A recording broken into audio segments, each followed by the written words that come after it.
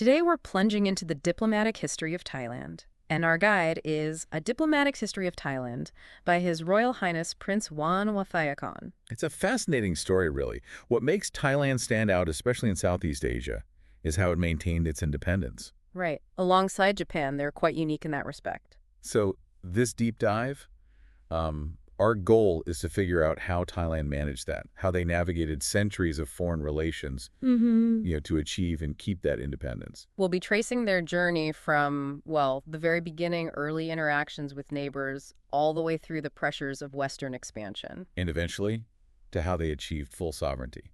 It's important to remember, though, Prince Juan wrote this during wartime. Okay, so that context is key. Definitely. It gives the book a strong nationalistic tone, lots of emphasis on freedom and independence, which makes sense given the circumstances. Got it.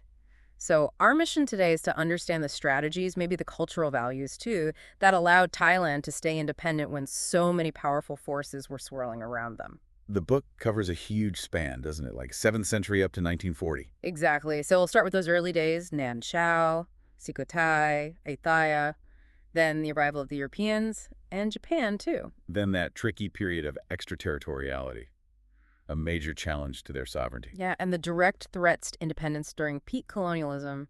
And finally, the long road back to full autonomy. So for you listening, this dive should offer some real insights into that strategic thinking, that resilience. How they managed to chart their own course, essentially. By looking at these historical moments, you can sort of see these enduring principles at play, how they balance national interest, culture, and adaptability. It's a unique perspective, definitely. Okay, let's jump in.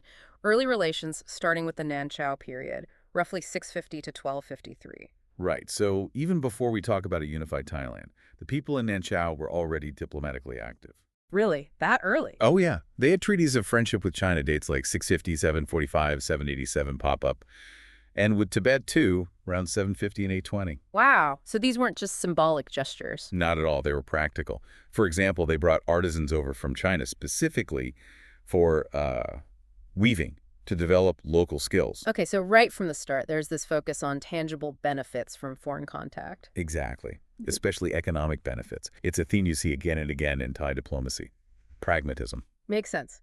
Okay, moving on to the Sukhothai period, 1238 to 1438. This is where the Thai kingdom really starts to form, right? And King Ramkhamhaeng is central. Absolutely central. His reign saw a big expansion of Thai influence. It was a mix, skillful diplomacy, but also asserting suzerainty when needed. Suzerainty over quite a large area, looking at the list, Luang Prabang, Vientiane, Chiang Mai, even down to Malacca. Yeah, a wide reach. And you notice how natural features, like rivers and mountains, often sort of marked the edges of that influence. And it wasn't just about grabbing land, was it? He seemed to cultivate relationships with other Thai rulers, too, like Phia Mengrai. He did. They had strong relationships, friendly relations. Phia Mengrai even acted as a mediator sometimes. It shows an early grasp of, regional politics and the need for alliances. That understanding would be pretty crucial later on, I imagine. Definitely. And beyond the region, King Ramkhamhaeng also formalized ties with China, a friendship treaty in 1282. He even visited China himself. Twice. It looks like 1294 and 1300. What came out of those visits? Well, a key thing was bringing back artisans again, this time for pottery, the famous Sangkalok pottery. So another example of cultural exchange driving economic activity. Precisely. It became a major export. But his diplomacy wasn't just about China or economics. There was also contact with Ceylon, modern Sri Lanka. Focused more on religion. Yes, Thai monks went there, adopted their Buddhist traditions, and importantly, they brought back the Free Buddhising Buddha image, which is highly revered. So it shows an openness, a willingness to integrate foreign ideas, even religious ones. Exactly, a broad diplomatic strategy incorporating culture, religion, and economics. Okay, so power shifts south to the Chalfia Basin with the Ayutthaya period, 1350 to 1767. Things feel a bit different here, more Khmer influence. That's right. You see more absorption of Khmer culture, like the concept of the Devaraja, the divine ruler. But this era also sees more conflict with neighbors. Right, Cambodia seems to have been a persistent issue. Yeah, often under Thai rule, but prone to rebellion, especially when Ayutthaya was busy fighting Burma. And the relationship with Burma, that looks like a major theme of the Ayutthaya period. Constant struggle. A very defining one. Burma made repeated attempts on places like Tavoy and Tenasserim. They took Chiang Mai in 1556. Ayutthaya itself actually fell to the Burmese twice. Twice. Wow. 1569 and 1767. But both times, leaders emerged King Naresuan first, then later King Taksin and Rama Fadiz, who managed to restore independence pretty quickly. That resilience is remarkable, a deep commitment to sovereignty. Absolutely. Yeah. And diplomacy during this time. It's very much tied to military power. It's a tool used alongside force. The book calls it raison d'etat. National interest as the guiding principle. Exactly. There's a great example. The Burmese king Burundong demanded 2 white elephants, White elephants, why? symbols of royal prestige. It caused a huge debate in the Thai court. Some said, just give them, avoid war, we have plenty. But others disagreed. Yes, including the king, King Maha Chakrapat. They argued it was about dignity. Giving in would be like admitting subservience. So they refused, even facing a powerful enemy. They refused. It really highlights how much they valued national pride and sovereignty. But even with these conflicts, they kept up diplomacy elsewhere, like missions to China for trade under kings like Bormraja Thibrais and Entharaja. Fascinating. So after centuries dealing mainly with neighbors, we get the arrival of European powers. And Japan, too. Let's start with Portugal and Spain. Okay, the Portuguese show up first in Malacca, 1509. By 1511, Duarte Fernandes and Antonio de Miranda are in Ayutthaya. And Thailand responded, sent their own people. They did. An embassy went to Goa, the Portuguese base in India. Later Portuguese envoys, like Duarte Coelho in 1516, even offered guns. And what did Thailand offer in return? Religious freedom, help with trade and settlements. The Portuguese sources even praised the Thai kingdom's power at the time. So a Portuguese community developed there. A significant one. Traders, military experts. There were trade reps in other ports too. King Fardjaraja even had Portuguese bodyguards around 1538. Interesting. And they got involved in local conflicts. They did. Portuguese volunteers actually fought on both sides in a Thai-Burmese war in 1549. And Jesuit missionaries arrived later, 1606. But it wasn't all smooth sailing. You mentioned the Dutch arriving. Right, Dutch power was rising, competing with the Portuguese. This led to incidents, the Portuguese seizing a Dutch ship in Thai waters, sinking a Thai junk. It was rivalry spilling over. So how did Thailand handle that? Well, eventually the Portuguese influence waned compared to the Dutch. But generally they were allowed to stay peacefully as long as, and this is key, they didn't meddle in Thai politics. That seems to be a consistent line. Trade and religion, fine. Politics, no. Precisely.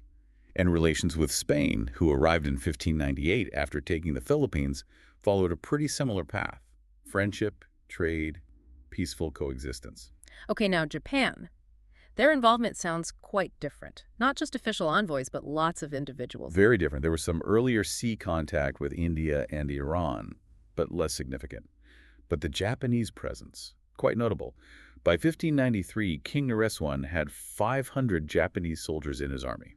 500. Were they sent by the Japanese government? No, mostly volunteer soldiers, traders, adventurers, people looking for opportunities because of trade restrictions back in Japan. And some became quite influential, like Yamada Nagamasa. Hugely influential. He rose to a high Thai rank, Okia Sinabamuk, under King Songtham. He even got involved in succession politics. Which didn't end well for him, I gather. No, he was eventually poisoned. A stark reminder about the risks of foreigners getting too involved in domestic politics. But the official relationship between the governments remained positive, despite Yamada's actions. Yes, absolutely. The shogun of Japan consistently encouraged good relations, starting from King Ekitosarat's time. Ties got even closer under King Songtham. Lots of envoys going back and forth in the 1620s. Frequent exchanges. And the shogun's responses, say, on matters concerning Cambodia, basically told the Thais, look, these Japanese individuals are traitors, they shouldn't interfere, you have the right to punish them if they cause trouble. So a clear separation between individual actions and state relations. Definitely. The letters between King Songtham and the shogun show real mutual respect. They acknowledge the difficulties of sea travel, but emphasize trade and trust. And trade was significant. What were they exchanging? Oh yeah. Gifts went back and forth. Thai firearms were valued in Japan, Japanese horses in Thailand. Trade involved things like deer skins, tin, teak from Thailand for Japanese silver and copper. Until Japan closed itself off. Around 1633, Japan's isolation policy kicked in, though they still traded with the Dutch and Chinese. But Thailand kept trying to maintain friendly ties, sending envoys even later in the 17th century. Okay, next up, Denmark. Their connection seems very trade-focused. Very much so. It starts in 1621, King Songtham's reign, via the Danish East India Company. A ship went to Mergia and Tenasserim. And there's a specific letter mention. Yes, from the Thai governor of Tenasserim, Okia Tenassery, to the Reth of Athalama. Rest of Athalamus. It's pretty clearly the Thai way of saying Rei de Dinamarca, King of Denmark in Portuguese. Shows how Portuguese was kind of the trading language then. What did the letter say? It really emphasizes Thailand's openness to trade. It mentions a tradition of trade with Athalanus, expresses pleasure at the Danish king's health, and even offers to lower duties to boost the friendship.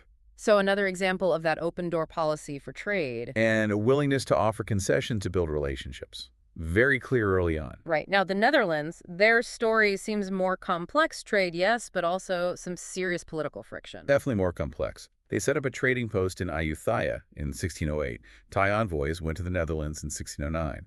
An early treaty in 1617 was just about animal hides. But then things got tense. Rivalry with England. Big time.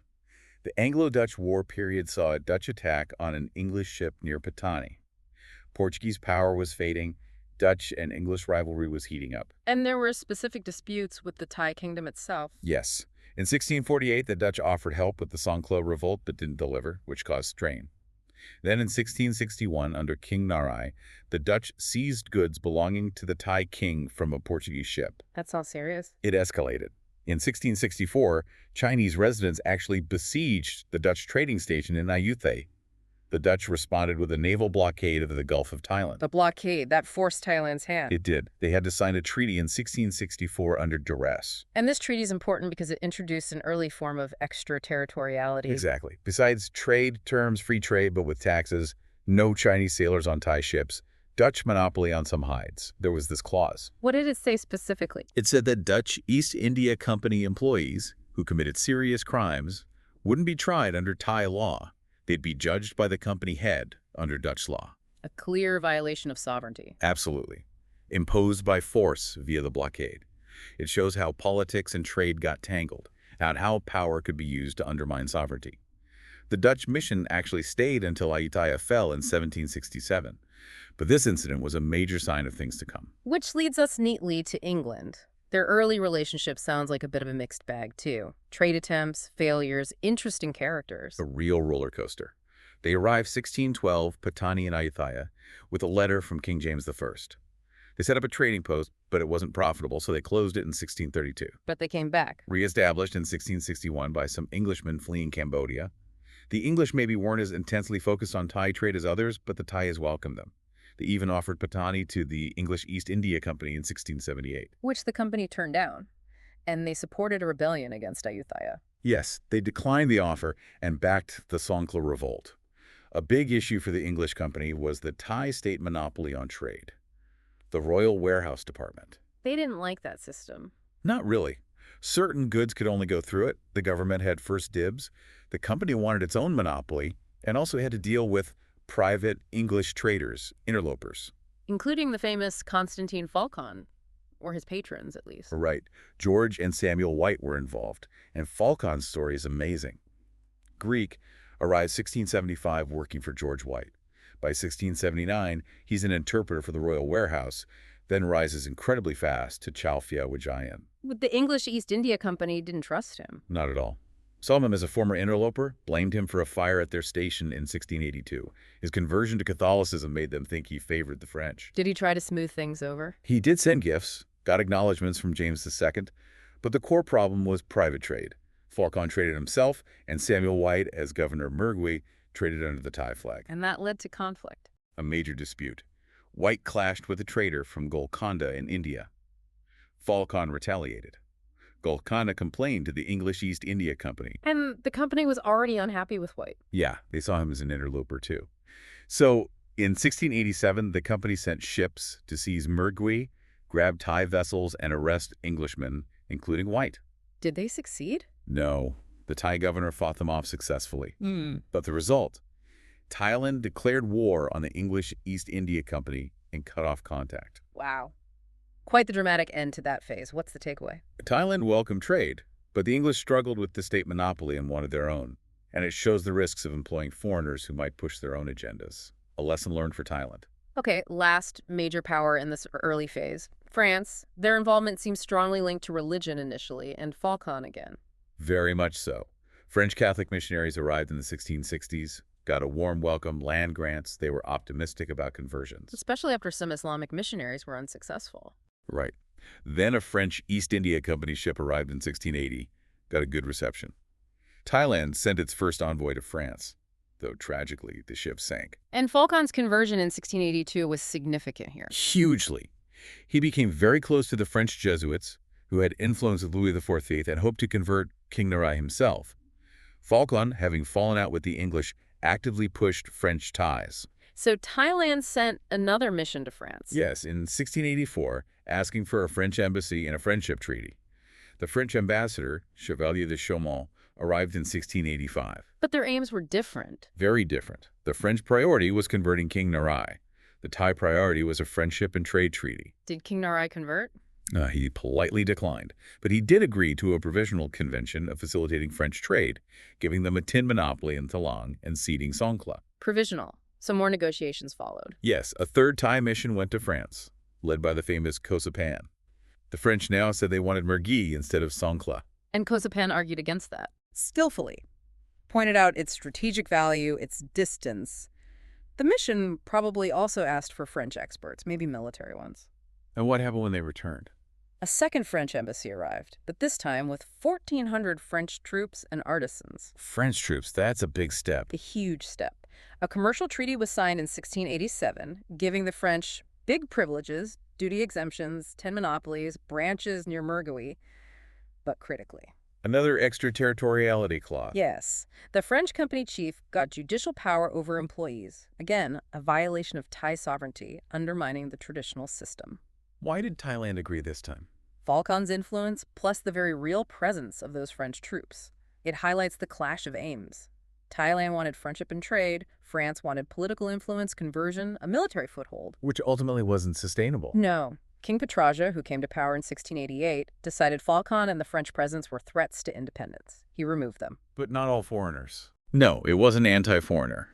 The Portuguese and Dutch stayed. Ties with England were already broken over Mergui. King Petraja was even willing to negotiate a new treaty later, but French insistence on a fort at Tenasserim scuttled it. Missionaries could stay, though. So summing up these early European and Japanese encounters. Thailand consistently showed an open door for trade, religious tolerance based on Buddhist principles. But anything seen as a political threat to independence, that was always resisted. Okay, that sets the stage perfectly for the next major era, extraterritoriality, a period from roughly 1815 to 1886 that really reshaped Thailand's foreign relations. Right. After King Narai, Thailand went through internal turmoil, the fall of Ayutthaya, then regaining independence under King Taksin and Rama I. It's becoming more of a modern nation-state. And meanwhile, Europe is changing rapidly. Intense competition. Britain's dominant in India.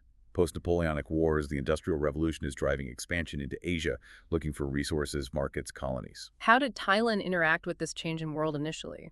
Portugal first. Portugal kept up friendly ties, set up a consulate in Bangkok in 1818, but didn't ask for special powers. Britain, though, was expanding nearby Malaya, Burma. Did Britain try to make treaties early on? Some initial contacts didn't lead to treaties, but English traders settled in Bangkok.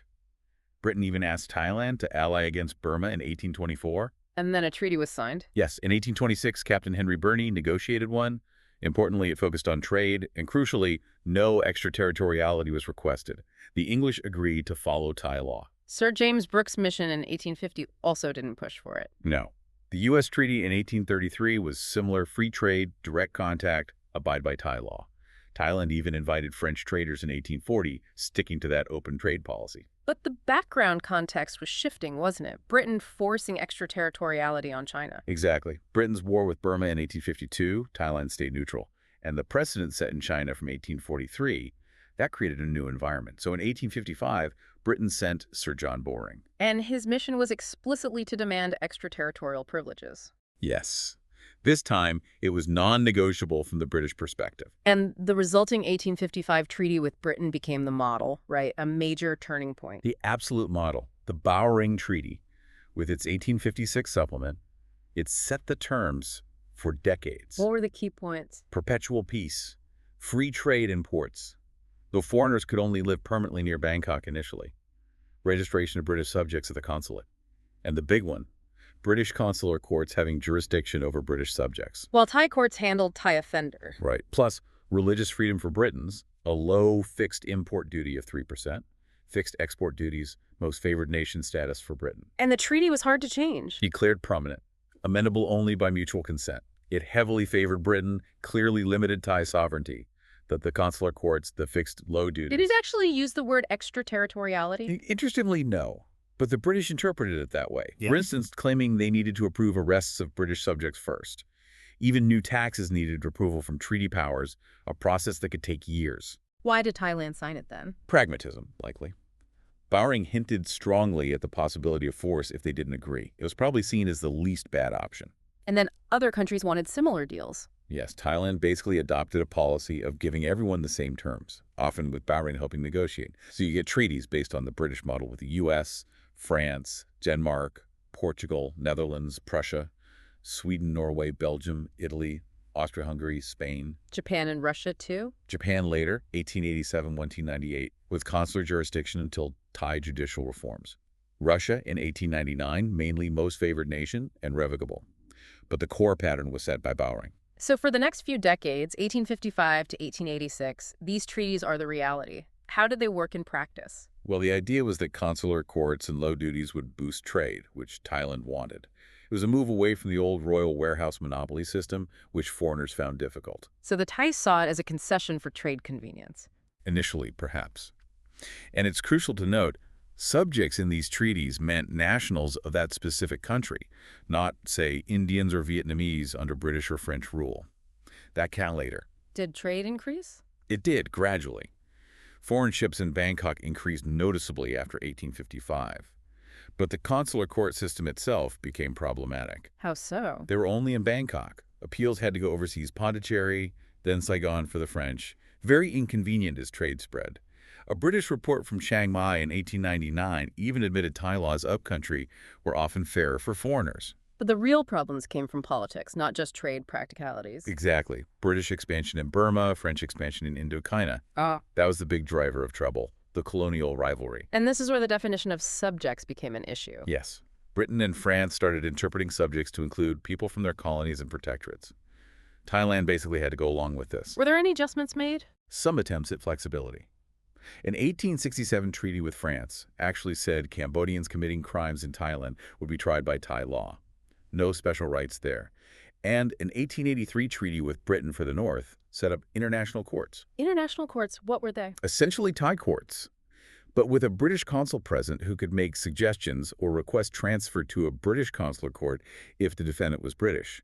Appeals involved consultation between Thai judges and the British consul. So Britain recognized the consular system was clumsy in the provinces.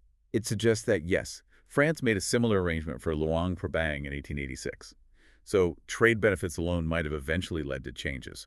But the political pressures of colonialism actually strengthened the extraterritorial system. Which brings us to a really critical period, 1886 to 1896. Threats to national independence become very real. Extremely real. You had French colonial theorists explicitly naming Thailand as a target, competing with Britain.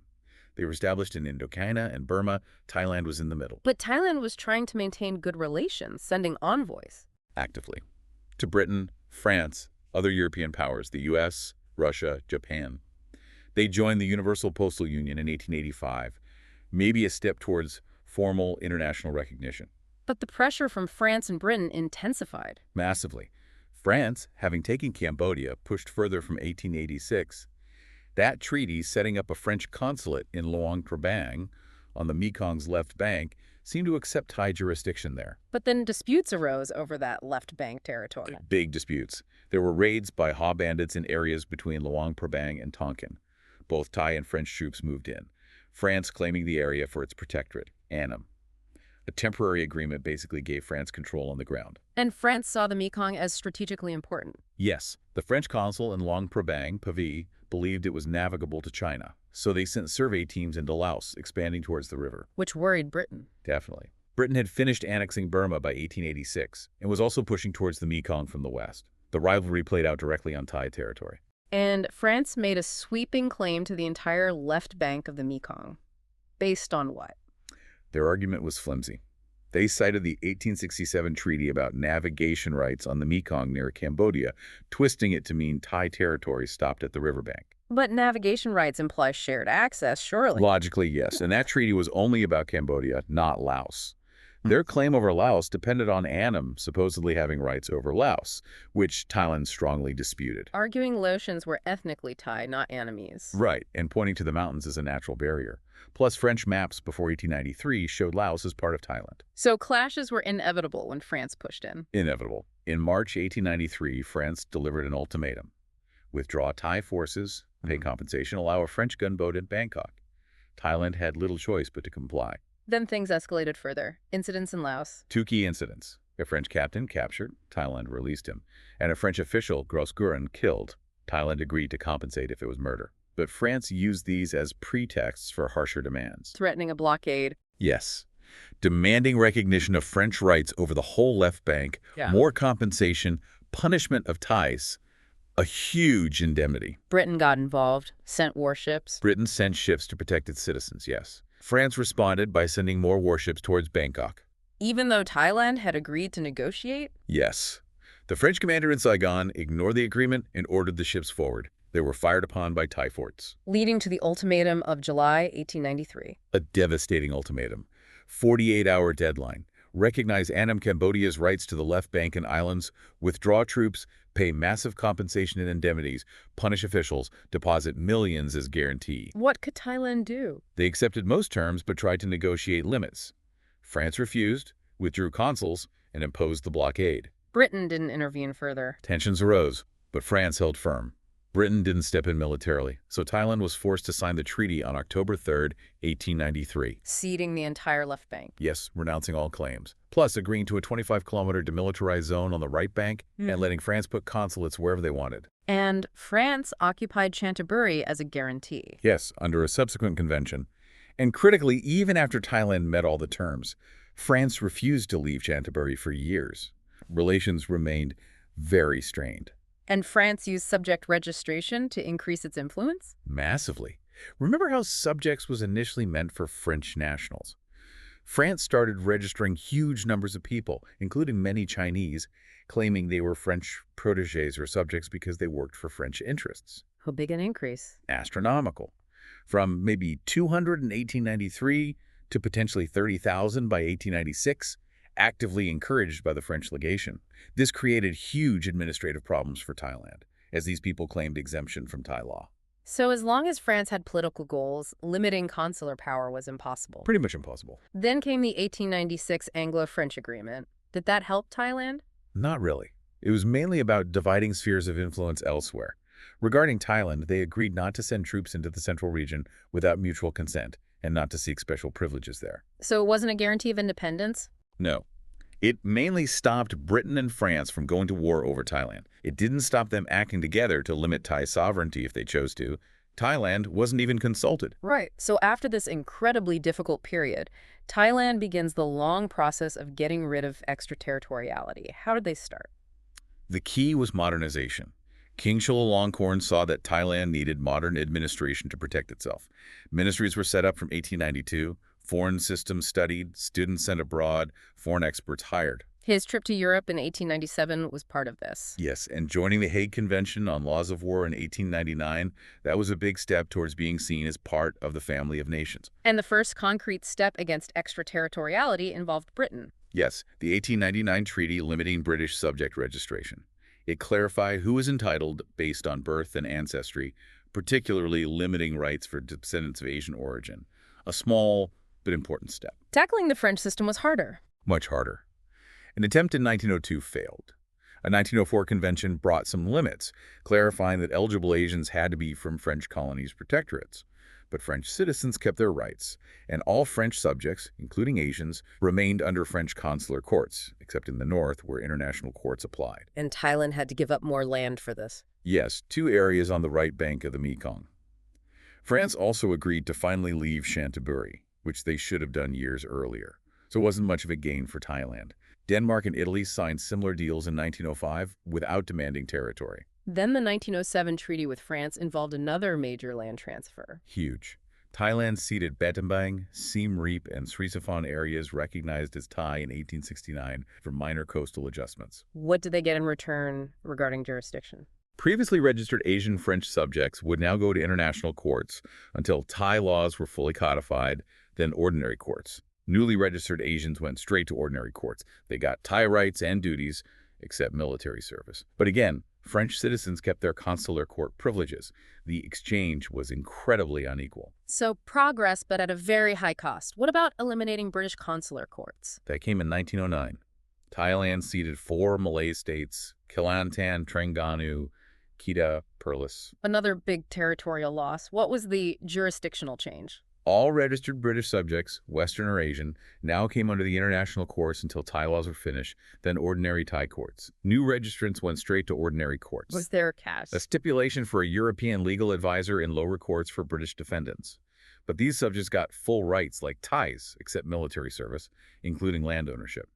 Still, a painful exchange, 4 provinces lost. Denmark followed this model in 1913 without asking for land. World War I brought an unexpected opportunity, didn't it? It did. Thailand joined the Allies. The peace treaties afterwards simply terminated German and Austro-Hungarian extraterritorial rights in 1917. Relations were later reestablished on an equal basis. So with modernization advanced and some precedent set, Thailand could push for revising all the unequal treaties. Exactly. Between 1919 and 1926, they argued the original reasons for extraterritoriality were gone. The main hurdles were still consular jurisdiction and those fixed low customs duties, like 3% when Turkey had 11%. How did the negotiations go? It was tough. The old treaties required mutual consent for changes. It took years, lots of compromise. But eventually, revised treaties were signed with most powers. What were the main outcomes? Generally, consular jurisdiction would end completely after Thai legal codes were fully implemented, plus a transition period, often 5 years. Though there was often a temporary right for diplomats to evoke certain cases, and Thailand regained the right to set its own tariffs, although some treaties had temporary limits on specific goods for about 10 years. A major step towards regaining control. A huge step. Treaties were revised with the U.S., Japan, France, UK, Netherlands, Spain, Portugal, Denmark, Sweden, Italy, Belgium, Norway. And they also addressed the ongoing Mekong border issues with France again. Yes, the 1926 Convention concerning Indochina. France still claimed the whole river, based on 1893. Thailand argued for the Thalweg, the line of deepest navigation, as the boundary, which is standard international practice. Did they agree? Yes. The 1926 Convention established the Thalweg as the boundary. It also extended the demilitarized zone to both banks of the river, replacing the one-sided 1893 arrangement. And in this period, Thailand was becoming more active internationally. Definitely. Signing arbitration treaties with Britain and France, joining the League of Nations, focusing on social issues, showing they were a cooperative member of the international community, having regained most of their sovereignty. Which brings us to the final push, complete independence, 1932 to 1937. The change in government in 1932 was key. A major catalyst. The new constitutional government made full sovereignty its absolute top priority. They wanted to get rid of all remaining limitations. What were the main ones left? That right of evocation in courts, which still existed for most countries until 5 years after the codes were done. Some limits on import duties ending around 1936, and some one-sided commitments left over from old treaties, like restrictions on monopolies or military requisitions, and rules about nationality for some born in Thailand. How did they tackle it? First, they pushed to get all the legal codes promulgated quickly, which they did by 1935. That started the clock ticking down on the evocation rights, ending them by 1940. Then, they systematically negotiated brand new treaties with everyone. Based on what principles this time? Equality, Yeah. reciprocity, justice, mutual benefit. Standard international practice like most favored nation for trade, national treatment for taxes, treaties with fixed terms, like 5 years, and termination clauses for updates. And they succeeded. Completely. Between 1937 and 1938, new equal treaties were signed with Switzerland, Belgium, Denmark, Sweden, U.S., Norway, UK, Italy, France, Japan, Germany, Netherlands, Portugal. What did these new treaties finally allow Thailand to do? Everything a fully sovereign nation does. Full control over courts and taxes, levy any taxes, make military requisitions, establish state monopolies if needed, determine that anyone born in Thailand was Thai, reserve land for Thai nationals. Complete independence. A monumental achievement after such a long struggle. What happened after 1937 leading into WWII? The focus shifted to national strengthening under Field Marshal Pibble-Songagram, military, economic, cultural, while still cooperating internationally. But world politics were getting very tense. Thailand tried to stay neutral. They tried. Cooperated in the League of Nations but saw its limits. Signed a friendship treaty with Japan, but also non-aggression pacts with Britain and France in 1940. Preference for negotiation. But the old grievances with France over lost territories remained. Yes, particularly bitterness from the 1893 blockade. The government wanted border adjustments on the Mekong, opposite Luang Prabang, and pacts. Did France agree? No. Attempts failed. There were border clashes. Eventually, Japan mediated. Leading to the 1941 Tokyo Convention. Yes. May 9th, 1941. France ceded back those territories opposite Luang Prabang and Paksay, plus Battambang and areas north of the 15th parallel. The Mekong Demilitarized Zone was also abolished, except in the recovered Cambodian parts. New borders were marked in 1942. So wrapping up Prince Juan's account, what's the final summary of this long diplomatic history? He emphasizes the core Thai values. Strong warriors, valuing independence, willing to sacrifice for it. But also Buddhists, idealistic, peace-loving, tolerant of religion as long as it wasn't political. And the consistent openness to trade. Yes, though initially managed through the royal warehouse to protect Thai interests from, well, adventurers. Foreign companies wanted monopolies and often mixed politics with trade, causing conflict. And the 19th century was about European expansion clashing with this. Right. Europe needed resources and markets, leading to colonization. Thailand tried to adapt by providing trade facilities, abolishing the monopoly, accepting extraterritoriality. King Mongkut thought it might help national interests, like using foreign fibers to make strong ropes. But it wasn't just about commerce. No. If it had just been trade, things might have been smoother. But with Britain and France colonizing on either side, the political threats to independence became immense. Yet Thailand persevered. Through modernization, gradually negotiating away extraterritoriality despite painful land losses, and finally achieving complete independence with a modern state apparatus. The focus then shifted to equitable boundaries and peaceful, mutual international relations. A truly remarkable journey. As we finish this deep dive, the story is just incredibly compelling: strategic adaptation, cultural resilience, that unwavering commitment to independence. It really is. And what strikes me is how sophisticated their early diplomacy was. You know, dealing with neighbors, using cultural exchange strategically. That foundation was so important. And the way they handled extraterritoriality, persistent negotiation, modernization, not just conflict, it shows real strategic depth. Absolutely. It wasn't just passive acceptance. It was a long game. And for you listening, we hope this deep dive gave you that structured overview, balancing the big picture with those specific, memorable details without feeling overwhelming. And it leaves you with something to think about, doesn't it? Considering Thailand's experience, what lessons are there for smaller nations today navigating a world with powerful states? Or maybe, how has that unique diplomatic culture, that mix of strength and desire for peace, shaped Thailand's role in the world now? Definitely questions worth pondering. And if we've sparked your interest, do seek out Prince Juan's book or other histories. There's always more depth to explore. Thanks for joining us on The Deep Dive.